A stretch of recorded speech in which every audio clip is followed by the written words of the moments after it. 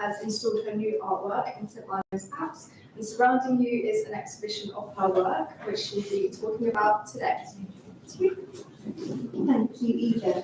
Could you just do a quick sound? Can you hear me? How does that sound? Is that good? So I'll be going like that a lot to look at that, and I won't be going like that a lot. So hopefully we're all good to go. Brilliant. Well, my own thanks also for coming out on what ended up not being too rainy an evening, which is extraordinarily unusual at the moment, isn't it? It's not raining outside, is it? No, good, excellent. I hope you know what you've come to.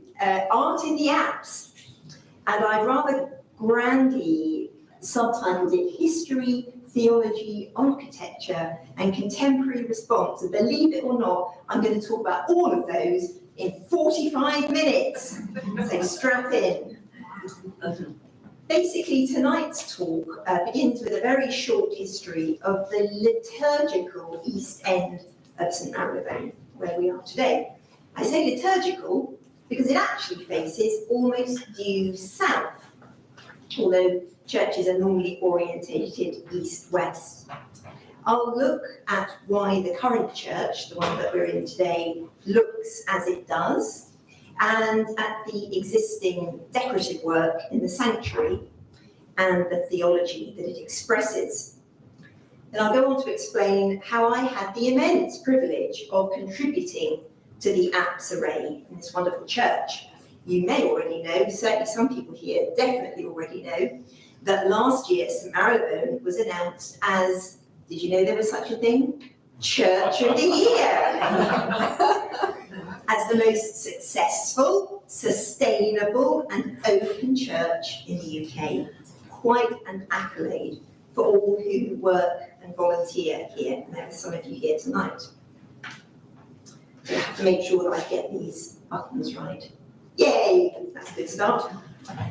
So, what we're sitting in, or rather under, is in fact the fourth parish church of St Marylebone. But why Marylebone? I didn't understand that for a while, and I actually had to dig around to find out that the bone bit, or burn, as it was also known, is named after the lost river Tyburn, which ran from Hampstead to Pimlico and was the site of the infamous gallows. We only have a very simple drawing of what was then the second church, built in around 1400, that's what we've got there. And you can see from this very simple drawing how pastoral and open the area was. So different from today. The church was replaced in 1742 with the one here on the right. But a dramatic increase in population, growing from 577 houses in 1739 to 6,200 houses by 1795, meant that an even larger church was eventually commissioned and built on a new site, and that's where we are today. And that third church remained until the mid-20th century. This is what the first iteration of this current church looked like. And this was, I think, in 1883.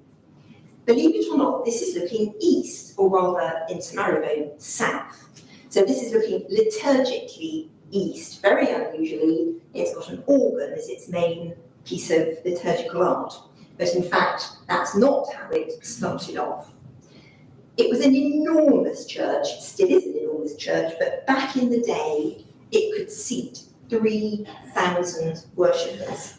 And that's because it had two galleries. There's still one gallery, but if you go up to the nave, you'll see that there are the remnants of a second gallery, which meant that it could seat 3 times the number of people that Winchester Cathedral can seat. Not bad. It was designed by Thomas Hardwick in 1814. Hardwick was the most prominent architect in London in the 19th century. And his interior also included 2 extra diagonal wings that had private galleries furnished with fireplaces and comfy chairs and tables. I think people could just picnic all day there. The East End, that what we're looking towards now, originally held 2 paintings by Benjamin West, who many of you may know of. He was an American-British artist, and they were both completed quite near to his death. He was resident in the parish for many years, but the larger image that used to be there was in fact a transparency. Now, I make stained glass windows and I make paintings, but I haven't come across a transparency apart from slides. A transparency back in the 19th century was in fact a painting that was on sometimes paper, sometimes very fine linen, and then fixed over a window. So not a stained glass window, but a painting. And in fact, as you go out, you'll notice those light boxes on the left-hand side. They're transparencies because they're on fabric with light behind. And the big Benjamin West, the huge Benjamin West transparency, which only remained in place for a humble 10 years, was originally fixed right over where the organ is, and there was a window behind, and of course, because it faced south, it got a lot of natural light, so it kind of functioned a bit like a stained glass window. But 10 years later, it was taken down for being too popish. The now nave of St Marylebone is a very different beast. And that's because around about the second half of the 19th century, the likes of John Ruskin, Matthew Wyatt, helped to contribute to a new interest in Byzantine architecture and decoration. Think of Westminster Cathedral that you can see here on the left as a good example of a coherent and complete piece of Byzantine revival design.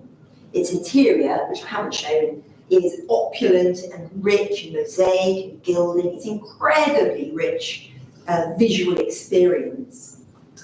So what began life as God's drawing room, St Marylebone, with its exquisite fibrous plaster ceilings and its elegant proportions dripping with Regency glamour, was altered to accommodate this new Byzantine revival. And the apse and the sanctuary were basically cut into that wall that did have the great big organ on it, which you can see there, and along came the apse. And this was designed by Thomas Harris in 1884.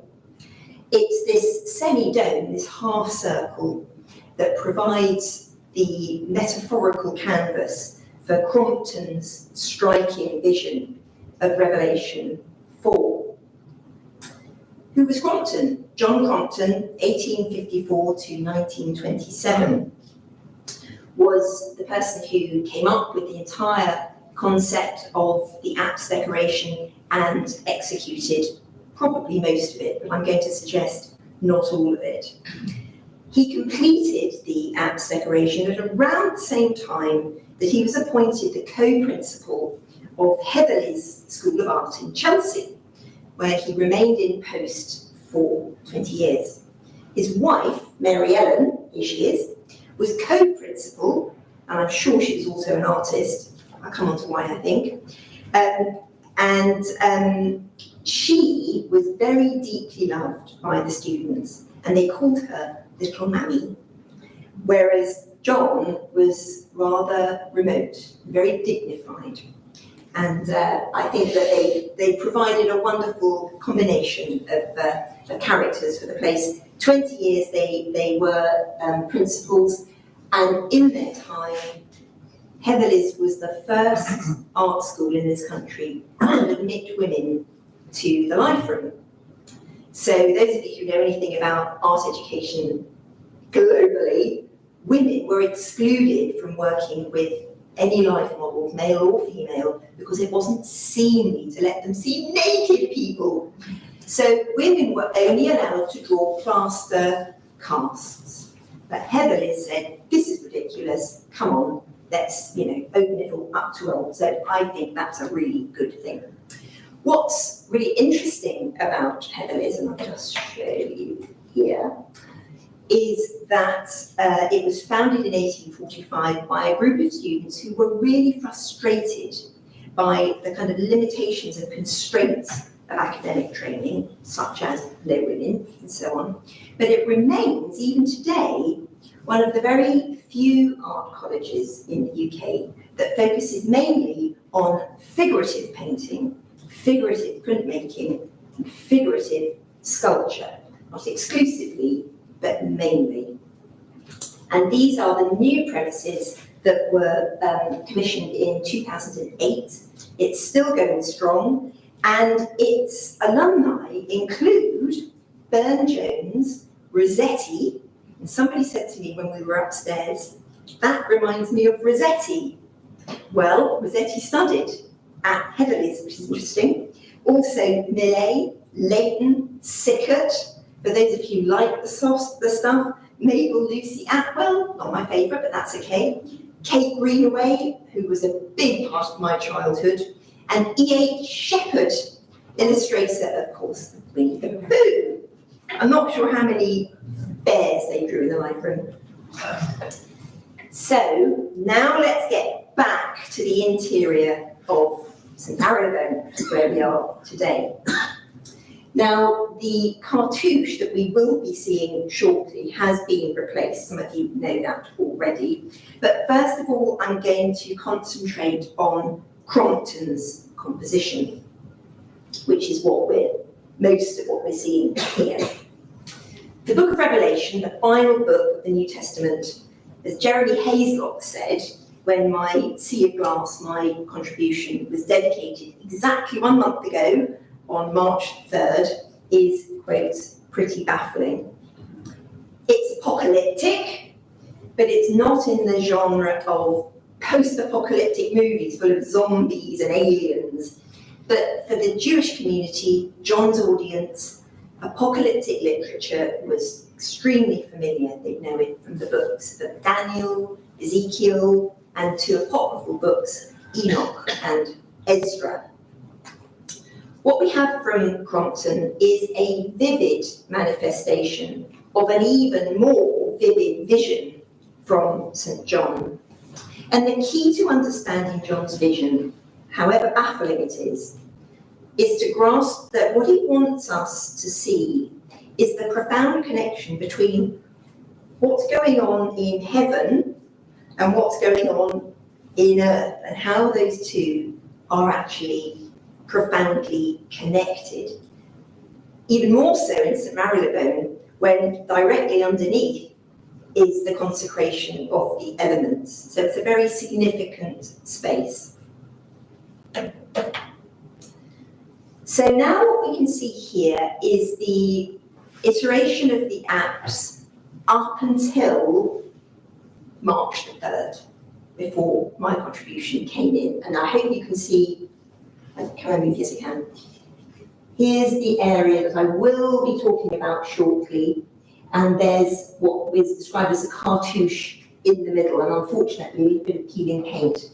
Originally, what was there is this almost impossible image to decipher, but I hope you can just see that there are 5 blobs in 2 rows, so there's 10 blobs there.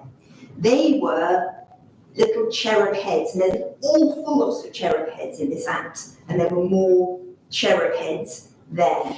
They weren't very popular, I have to say, and neither was the cartouche that replaced them, sort of mid-20th century.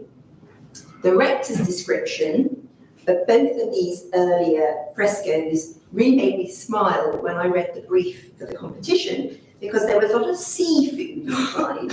This was a tank full of lobsters, and that was an octopus grappling with a dollar sign. So that's how he described them to me. I thought it was really rather wonderful. And here's the cartouche in context. So you can see we've got Christ triumphant, and we've got Christ crucified, and of course underneath we've got the high altar where the elements are actually consecrated. What I find really strange, what I found really strange about both those iterations that we've looked at, is that it seems to be a lost opportunity. It felt like a lost opportunity to do something quite significant, because the tympanum, that's the architectural shape there. The tympanum, also known as the lunette, and those two words might be a bit interchangeable in my talk. But it's such a key focus, don't you think, for the apse?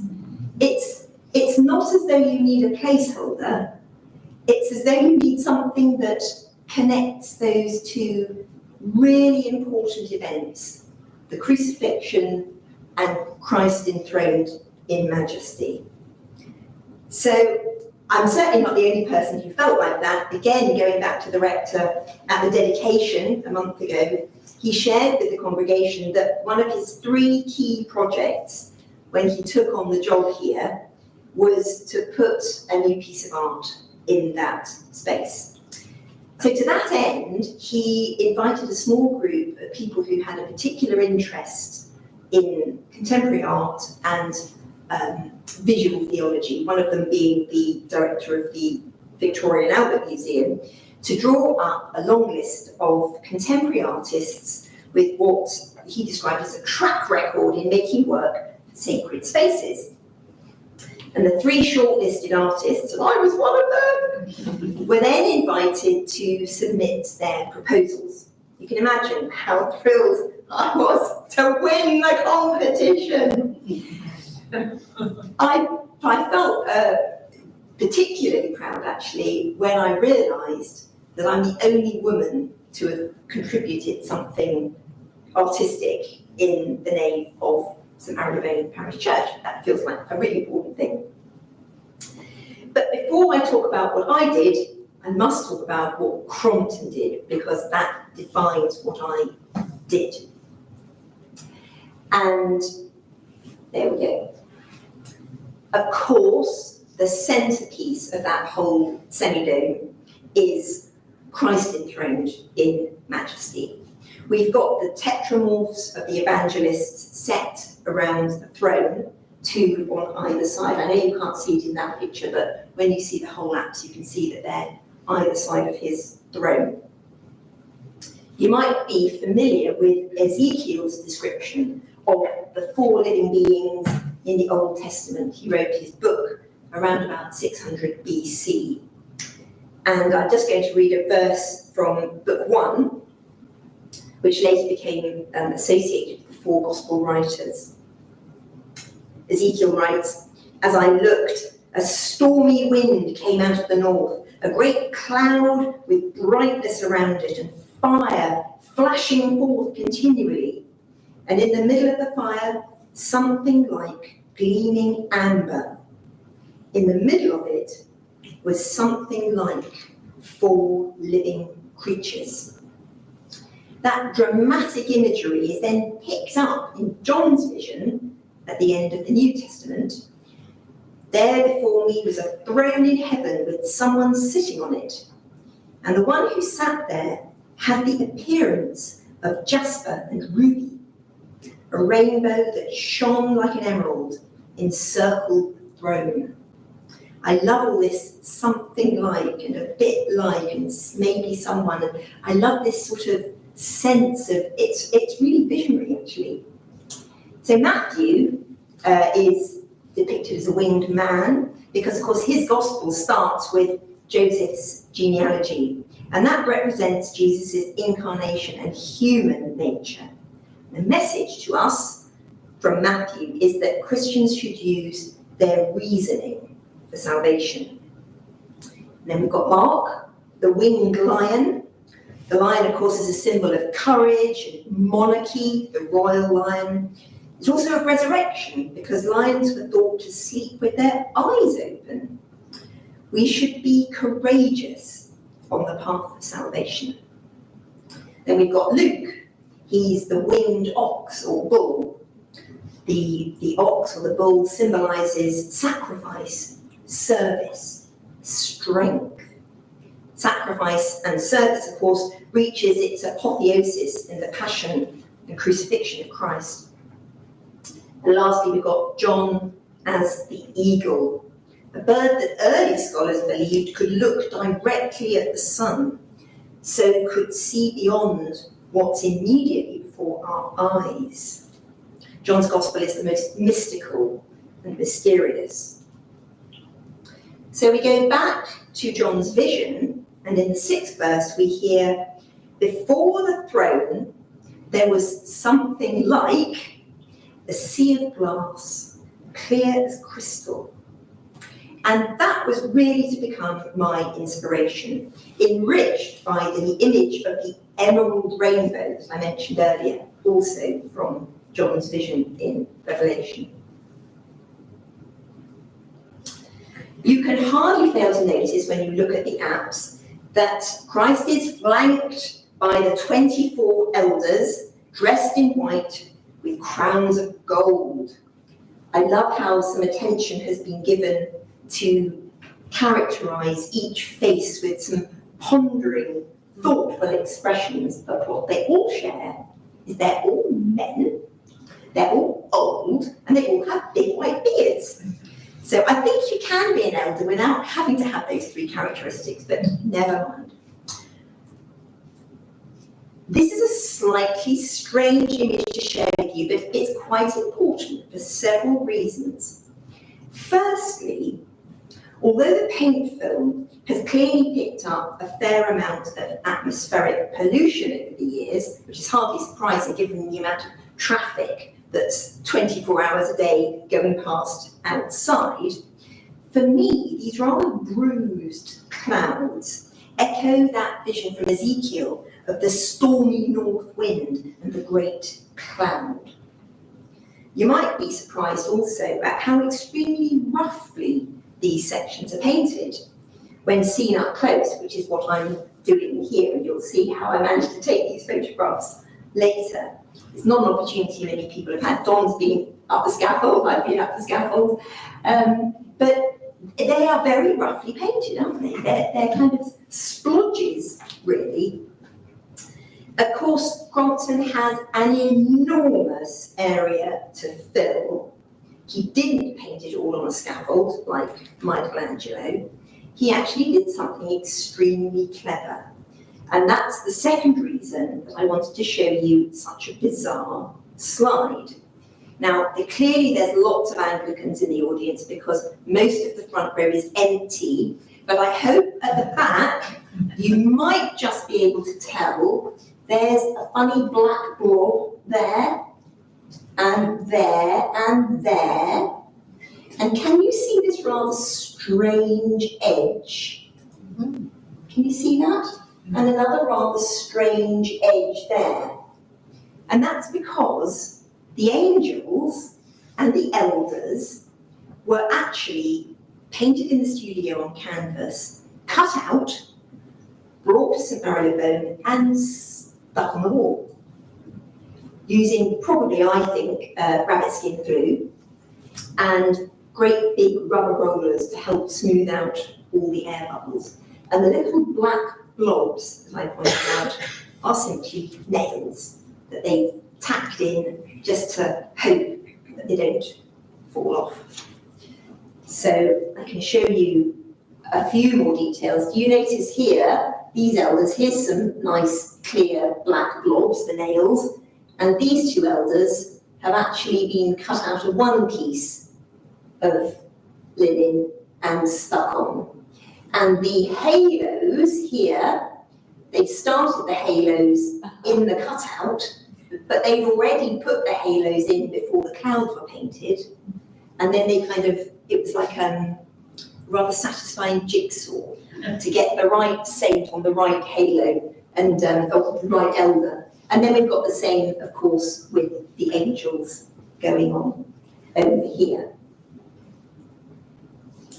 Now, this is where I get perhaps a little controversial, because these lovely angels with their fabulous traditional instruments of the zither, try saying that after a glass of wine, and the psalterium, which is this stringed, plucked instrument, and the lovely old-fashioned bagpipes, I believe were painted by a different hand.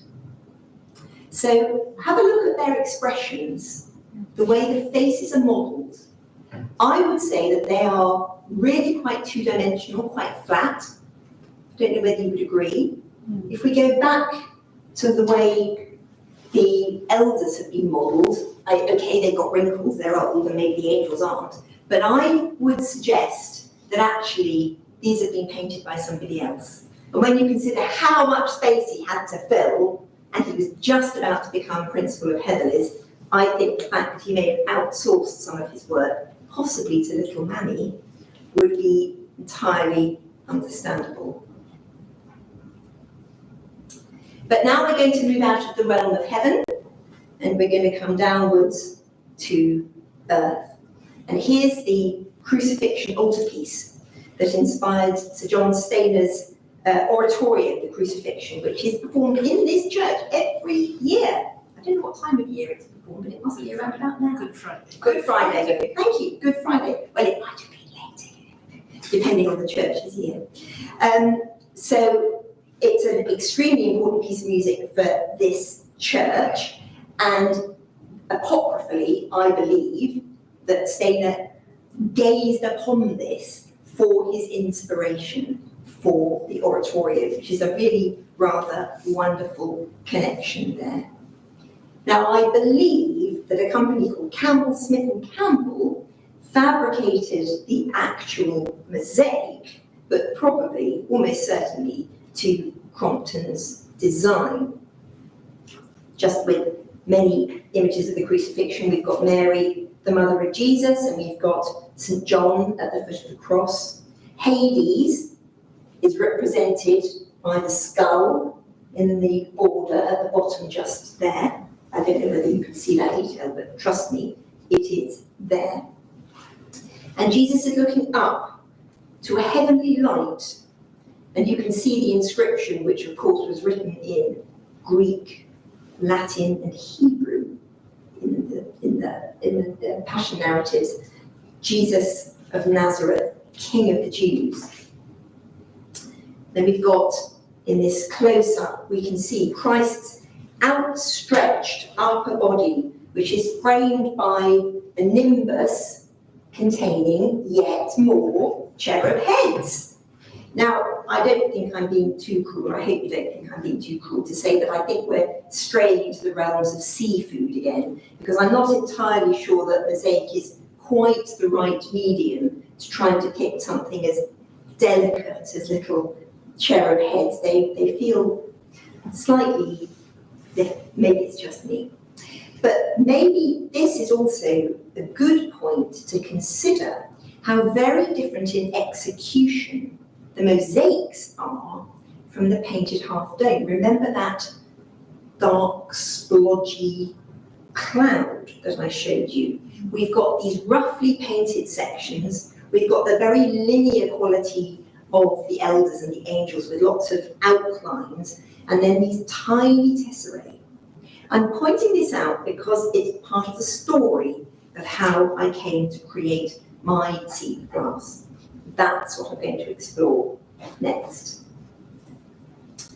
So as I already mentioned, I believe that the lunette, this space here, which I've just taken out the existing artwork to help to kind of clarify where we're talking about, offers an incredibly important opportunity to do some visual theology because of its really unique location.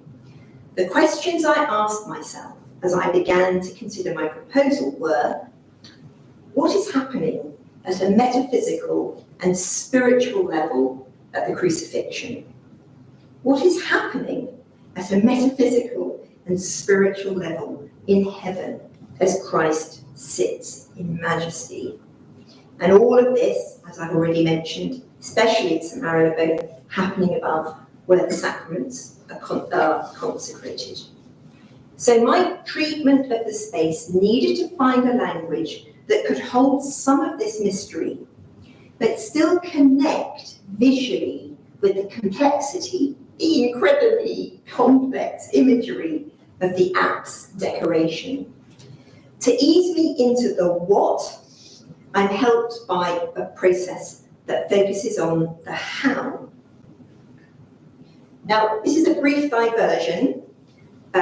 Forgive me, I'm showing you 3 of my stained glass windows. There's a symbolic one, a figurative one, and an abstract one. But there's a really important reason why I'm showing you these.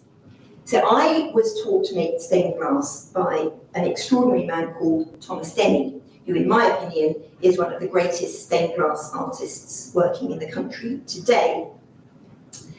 And he said to me, right at the very beginning of my very first window, which is the one on the other side there, that a successful new window should look like it's already always been there.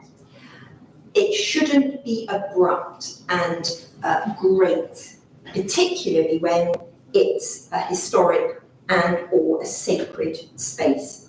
And that philosophy is something that I've taken very much to heart, and I use it whenever I'm putting a piece of work into a building. So this basically is my formula: colour, scale, connection with architecture, narrative, whether abstract or figurative, and light and density. Here's my 5-point formula and how I used it to create my piece of work upstairs. Hopefully it'll make some sense. On the left is a selection of colours that I discovered in the apse and the nave. So I thought about the whole space and how my contribution would work, not just with the things that were immediately around it, but the whole space. So some are marbles, some paint, some mosaic, some fabric, and some the impact of light and dark on the existing windows, which of course face south. And on the right, which is actually also on the wall over there, is the palette that I created to work with. And one particularly important colour was to get spot on this very particular greenish blue in the dome. We go back one. This colour, I cannot tell you how hard it is to mix this colour. It's a nightmare. And I'm a colourist, and I really struggled.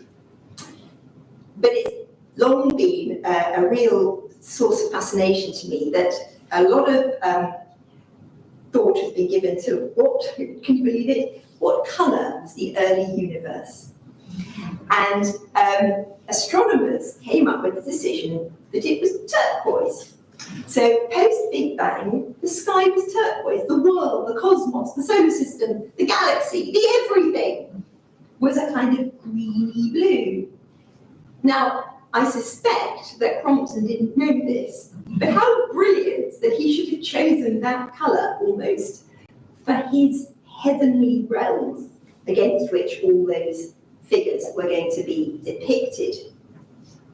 So I needed to get that colour right, and you can see that all my blues and greens down here are still struggling towards that, although all of those colours are also in the nave or the apse.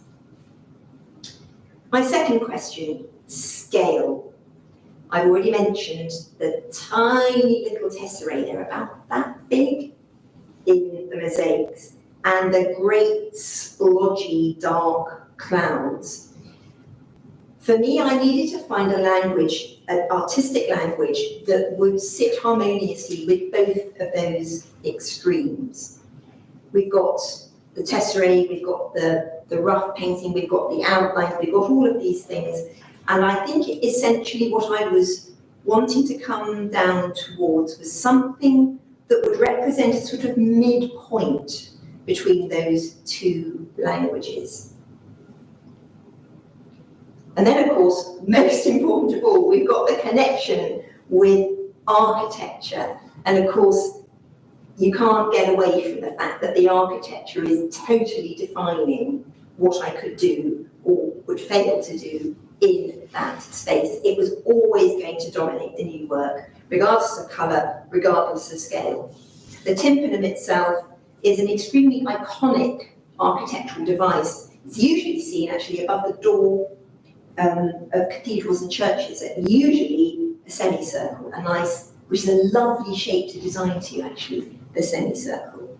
Unfortunately, that is not a semicircle. It's much more like a piece of Terry's chocolate orange. A sort of slim kind of tapered shape. And I gather that my husband, who's ordained, tells me that it's okay to talk about chocolate now that Lent is over. So that's good. Those sorts of questions did get me much more on Crompton's side, as I thought, yeah, do you know, it's actually not very easy to design this space. It's really challenging. So I kind of understood why he left it a bit not perhaps complete. And then we've got the question of narrative. So in some respects, my sea of glass contribution was one of the more challenging types of intervention for me to experience because of how visually rich the whole area already was. Highly decorated Apse sanctuary, dripping with exclusively figurative design. The hosts of heaven, the angel mosaics flanking the four windows, the bas-relief carvings on the pillars either side of the altarpiece. Everything was extremely figurative and very mixed in its iterations of paint, stone, carving, mosaic, and so on. But the brief for the competition that I was asked to submit for clearly stated that what was required was a contemporary response. And I'd been invited to submit a proposal on the strength of my abstract painting. The challenge remained that I wanted my contribution to feel like it had always been there. And gosh, how heartening it has been to have friends of mine who know my work, who've come today, been in the nave, and universally said, it looks like it's always been there. Yay! Success! Bear in mind that that piece is not about me, it's about serving the space. So I didn't want to make a piece of work that somebody could go in and say, oh, who did that? You know, that would feel emotionally different. I wanted it to feel that it was serving the space that's already there. And yet, a figurative idiom was definitely not the right way to go. And then my last checklist is light and density. Now this is a close-up of the lunette, as you can see with the existing octopus grappling with a $sign. And really light and density applies to stained glass, really. But the relevance here is that no good natural light falls on this tympanum stroke lunette. Very deep shadows are cast by the immense stonework, this Rouge Royale marble that kind of scoops it up and absorbs that space. The space is reliant on a bank of LED spotlights to light it. The benefit of that is that the light is very constant and very steady, and now it's installed, just pointing out to anybody who might be here who's got anything to do with the church, how interesting it might be to rethink elements of the lighting. Put it this way, there's £1,000 worth of gold in the painting, but you can't see it because it's not lit. Anyway, why am I mentioning all of these things? And why do I think it matters? It matters because, again, I'm going a little bit off-piste here, but I think that the Queen's window in Westminster Abbey helps to explain my process from the other end of the spectrum. This was famously, or infamously designed on an iPad by David Hockney in 2018. Now, it's a bit of a Marmite window. You either love it or you hate it, although actually I do both. I love it and I hate it. Because if we run through my checklist, we might find, I would argue, that the colours that he's chosen don't speak to any of the surrounding architecture. The scale of the visual language is vast, almost overbearing when compared to the details around it. And if we look in this particular image, most particularly, its connection with the architecture hasn't really worked. Now you might think that somebody's put a floodlight outside which has caused that complete disappear. The actual reason that you're only seeing half the window is because there's a flying buttress behind this half of the window, which very sadly means that the window can never be seen properly, because it's either going to be bleached out by too much light or half totally in shadow. So there are issues here for me about how all those questions that I ask myself may have been answered, yes, answered, but from the absolute other end of the spectrum. The light and density issue comes into play here because the glass is entirely unpainted and totally unprocessed. And that makes it in very stark contrast to the much more modulated light of the window next to it, where a lot of processing has gone on. The visual language is much smaller, much more discrete. So whether this piece serves the... Do you want to come in? No? Okay. Whether this serves the space or serves the artist is up for debate. I'm very happy to take questions on that particular point later. But let's get back to St Marylebone again. These were photographs taken last autumn when I climbed 20 foot up the scaffold platform to take a template of the tympanum, because I had to make sure that the thing I was painting on would fit, quite important. And that's when I managed to get all the photographs that I've shown you today, the up-close photographs of the Apse and all the details. And that's when I understood how it was made, the marrowflage. Very, very interesting, with all the rabbit skin glue and the cutouts and the nails and so on. It was really such a privilege to also be up on that scaffold and turn around and face the other way, due north, and see the church from such a different viewpoint. It was absolutely wonderful. And the site visit on that day revealed also some of the problems that I was going to have in securely installing my work. Now, I'm going to spare you those details because I know I'm an absolute anorak when it comes to process, but if you're interested, sit down with a glass of wine and I'll tell you all about it. I don't really suggest that you should do that. And so to the composition. I now had all my hows sorted out. I thought through my personal checklist. I had my template of the space. I understand the problems of installation. The next big issue is the what. What image would embody what I want the work to say? We already had John's vision depicted by Crompton, but there were some significant gaps. There was no sign of the sea of glass. There was no rainbow that shone like emerald. These were hints of a possible language. Christ triumphant, enthroned in majesty and surrounded by the glories of heaven that reminded us of the past, present and future that all sit at his feet. How to evoke that radiant mystery of God? And yet, directly below is Christ on the cross. There's a supremely powerful moment in the Passion narrative when Jesus says, my God, why have you forsaken me? It's also the opening sentence of Psalm 22. But God had not forsaken him. God was entirely present in this suffering and death.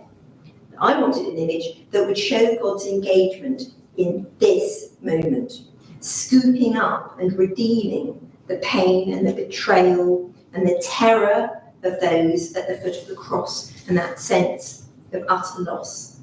I wanted my work to speak to both of those realities, the crucifixion and the pain and the triumph and the eternity. As I pondered and I puzzled about how to proceed, I was inspired by the Fibonacci sequence. Now, I suspect many of you know all about this, so forgive me if I'm presenting you with an egg and encouraging you to suck it, but these are some examples of the Fibonacci spiral. Now, I've used the sacred geometry in my compositions for years. In fact, this little thing I wear around my neck is my maker's mark. It's phi, and I don't sign my work, I put phi on my work. Phi is named after Phidias, who was a 5th century BC sculptor. He kind of created the template that we all understand Zeus and Athena to look like, for example. And he was also the artistic director of the construction of the Parthenon, so quite a big cheese. Essentially, what phi is, apart from a Greek letter, is a simple ratio between two segments of one line, section A and section B, which, to cut to the chase, is also known, some of you may have heard, of the divine proportion, or the golden section. I'm going to show you this in just a moment. But there's this pattern, this spiral pattern, found in nature, from DNA molecules to giant spiral galaxies, from ferns to hurricanes. And the pattern is described as the Fibonacci spiral, named after another bloke, an Italian mathematician this time, Fibonacci. But Fibonacci starts life as phi. Now, please don't gulp and go, oh my God, maths, help. I don't do maths, I'm an artist, I don't do maths. This bit, I understand. This is phi.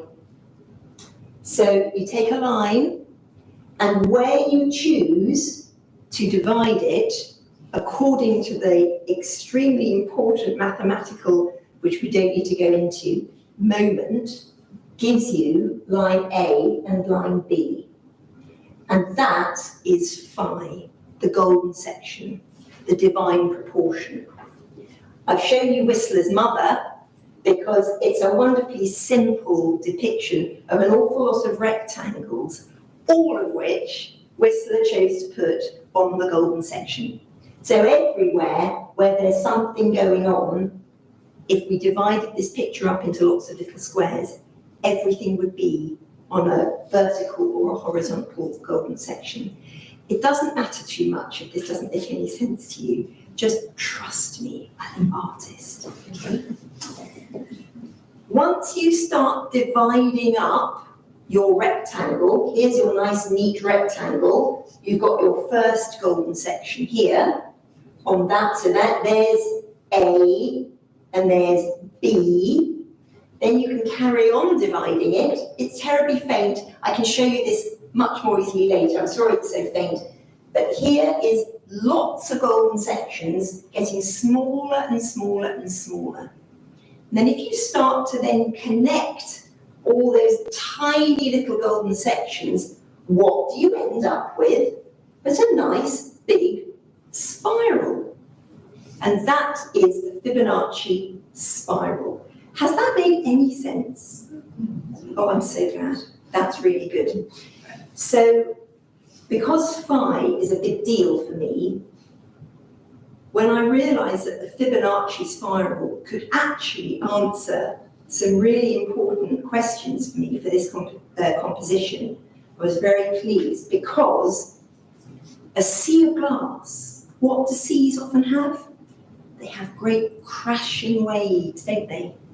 Doesn't that look like a great crashing wave? I don't surf, but I bet if I did, I'd be very excited to see a wave that looks like that. So there's great movement in it. And the emerald rainbow, of course, the rainbow has a beautiful curve. It's not a spiral, but nonetheless, the curve shape really worked for me.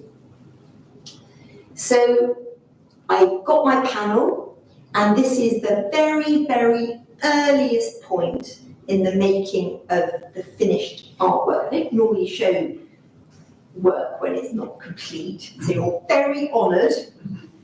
And the reason that I'm showing you is because I started with the early colour of the universe. I began with turquoise. I thought, let's go right back to the very, very beginning, and that's where I started. And you can also see these funny white blobby bits, and the funny white blobby bits are textures that I gradually added. At this point, it's very flat. By the time I've finished, it's extremely heavily textured, and I wanted to, I'll explain what I wanted to do in just a second. So here we are, moving on a little bit, and there's my maker's mark. See, just to prove I do always wear it. What I'm doing right here is I'm adding the gold. Now the gold I used isn't those sheets of gold that you often see on jalebi and lovely Indian sweets, edible gold, and those sort of beaten sheets. I use a very, very finely ground gold. It creates a powder, and it's 23.5 carats. And when you put it on, it just looks sort of dull and sort of bruised. And then when you buff it up with a soft brush, it just comes to life. It's absolutely beautiful. So you have to do it flat, because if you put your powder on vertical, it'll just fall off, and then you get an awful lot of expensive hoovering to do afterwards. So I kept the work flat, also because the paint I used was extremely liquid, very, very liquid, semi-translucent layers of colour in the good old-fashioned way of creating depth, not in pastel paint, but layered, translucent layers that really build up a strong sense of depth that I really, really wanted. These are just two little details that give a sense of how deep the texture was. I wanted to have something that had an inherently different quality to the flatness of the apse. Of course, it's fundamentally a fresco, even though some of the canvases are, a lot of its canvas is stuck on, but there's no texture in the apse. The mosaic is very flat, everything's very flat, the marble's very flat. So I wanted a sense in which I'd kind of punched a hole through the apse wall into something mysterious and beyond where we sort of are in our present sort of experience of being looking up at the apse. So I hope what shows in these details is that every millimetre mattered, even though the work would be 20 foot up, so far away, nobody would ever see these details. And it's not that I'm saying perfectionism is a virtue, because I don't actually think it is. It can be a real curse. But for this painting, it felt like an offering, and each fissure and fragment was a really key part to the success of the whole. And eventually the work was ready to look up vertically, and there's an image of it over on the wall there as well. And at this point, I was making small but significant changes to increase the dynamism and the visual depth, checking constantly from the far end of the studio to try and understand how the changes would work from a distance. I couldn't get 20 foot away from it, but it helped to keep on going back, going back, going back. And some of the changes I made are particularly noticeable at the top of the curve, when the marks that are currently there, when that photograph was taken, have now broken right open and actually pour off the top of the curve to give a much stronger sense of movement. And the whole process of painting and gilding took me 6 months. Finally, it's time to install, and this was done alongside some necessary conservation work on the marble that makes up the lunette. And we were able to make use of a really big, large scaffold tower with a big working platform. And the team was made up of Adrian here, down here, just dealing with the framework. He's from Clifton Conservation, and Joe Meader, whose hand is just coming off the side there he is, there's Joe.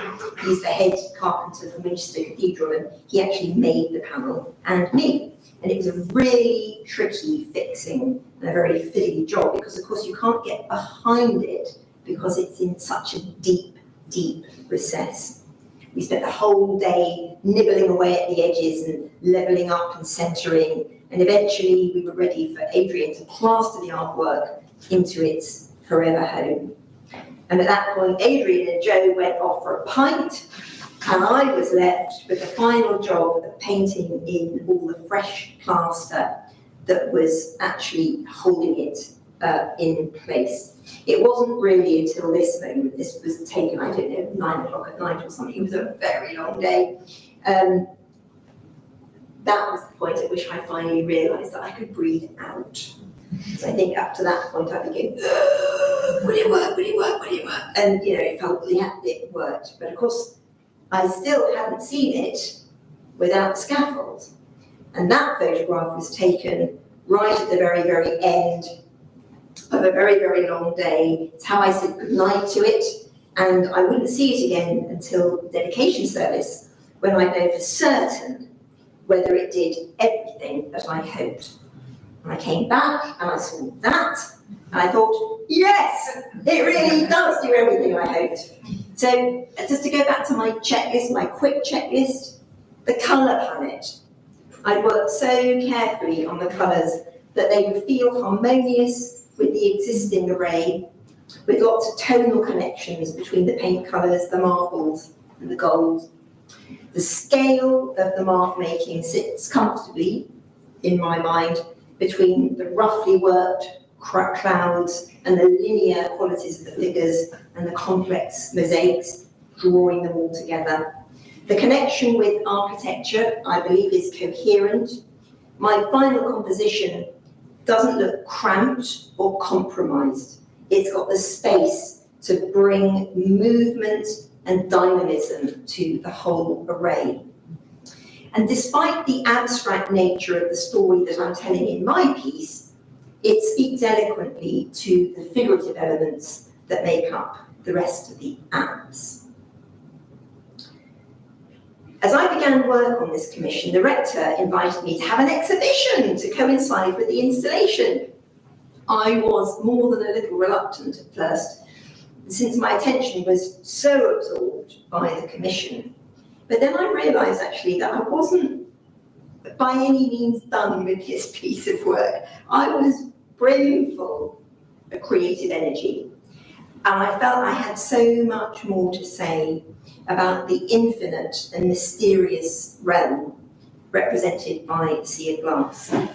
And the result is the Infinity series that you see around you. The materials are the same, with marble dust and 23 karat gold, sorry, 23.5 karat gold, and multiple layers of transparent colour.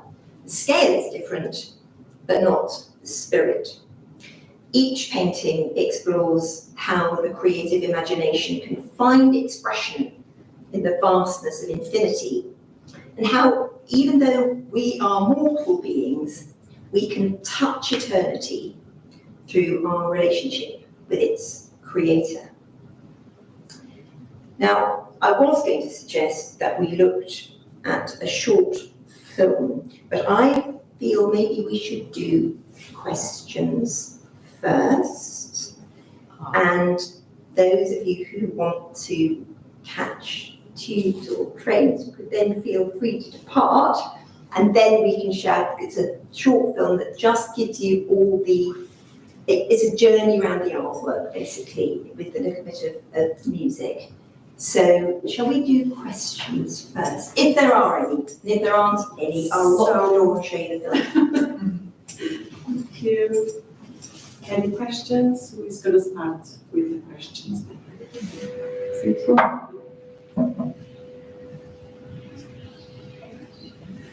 I don't know if I need a microphone. For the young mind. I don't know if it's a bit too personal to your work, but you can let us know about this, but something of that scale and where it is and the texture of it. What was the process of priming that or protecting it? Protecting it and priming it will be two different scenarios. So it is varnished.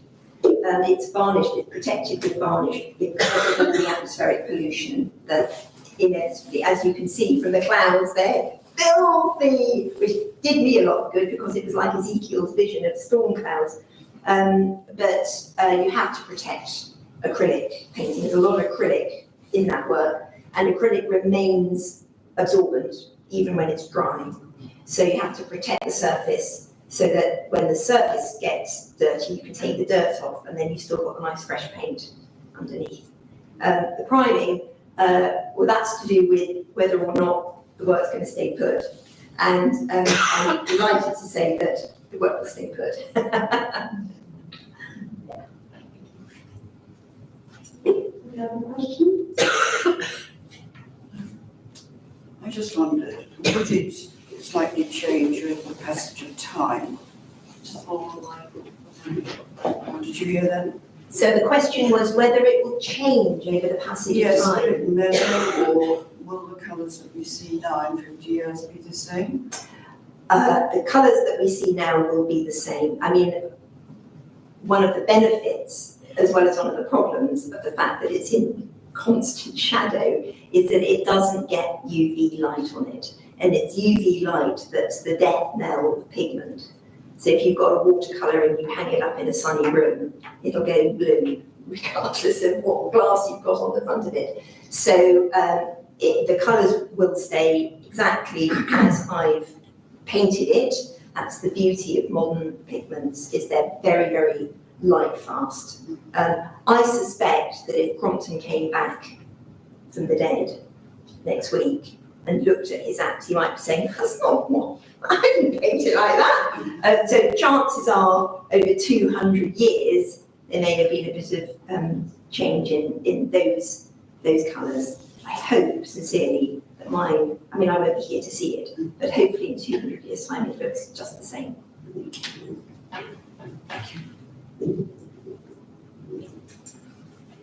Okay. Yes, Chris. Did you, Sorry, not Chris. Chris is there. sure, did you stretch out the sequence, the mathematical sequence, so that you get the depth in it?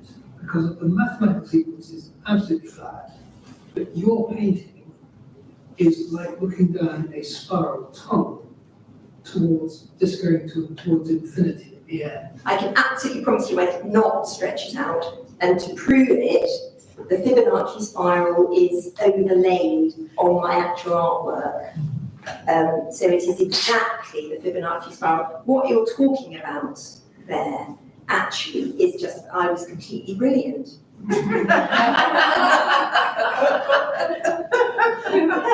So I wanted it to look exactly like that.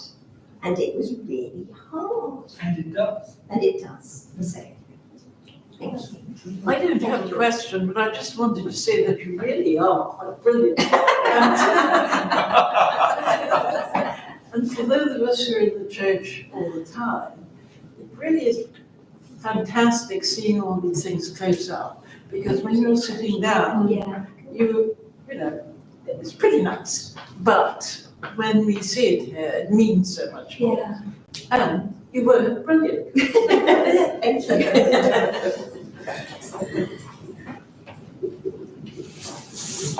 These slightly different questions, so looking at art, church art through the ages, it's there for people to gaze on, to be instructed by, all that sort of. I think I want to ask you, what do you hope people will think, feel, when they look at your painting? What's your deepest desire for what the effect Do you mean your my painting will painting be? generally, my creative No, output, or specifically that, Specifically this. that one up there? Yeah. I think that there's a great mystery in faith, any faith, about how do we connect a physical, flesh and blood, finite life that we're all going to lead, we're all going to die, we all got born, and we know that we are bounded by that experience. I happen to be a practicing Christian, and for me, one of the things that's extraordinary about being a Christian is that the God that I believe in also had that experience of a finite, fleshly, mortal life, and he died. So you get that represented in the crucifixion, in the nave, in the Apse.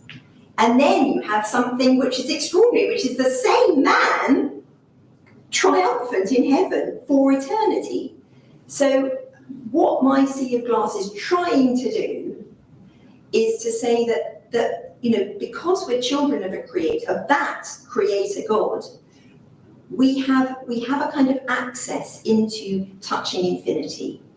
Now I'm talking awfully, Christian godly language. One could say the same thing in a much less religious way, I'm sure.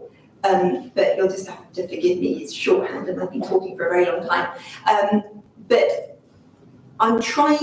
fundamentally, I'm trying to say there's so much more to life than this, than death. There's so much more to life than death. And that's what I want, that piece, ultimately. And that's what all of these are about as well, is actually, we can partake in this extraordinary reality that God in his infinite love touches us all the time.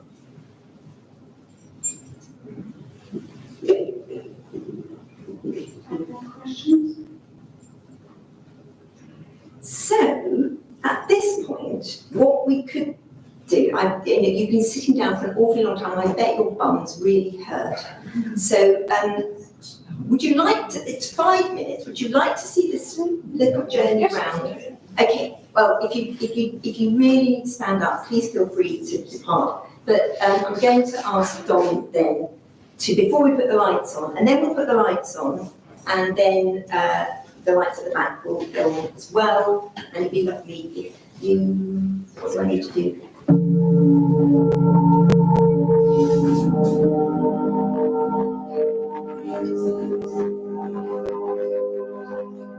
bit loud, Dom.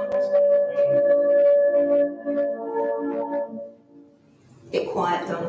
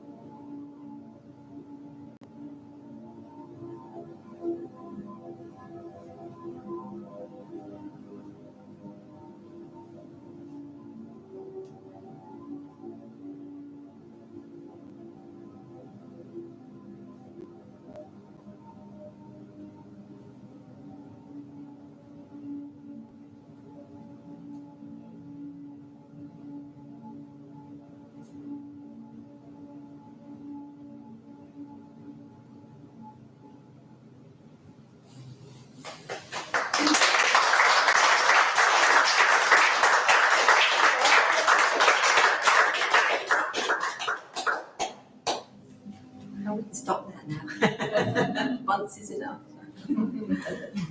So thank you so much for joining me and being part of the journey. Could we put the rest of the lights on now, John? Would that be all right? And then, I mean, I'd love you to see what else I've done, have a look, and some information on the wall as well.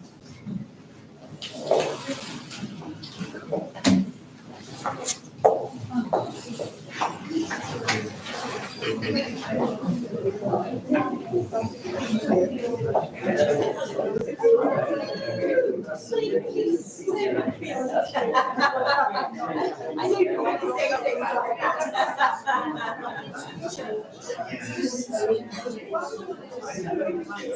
that.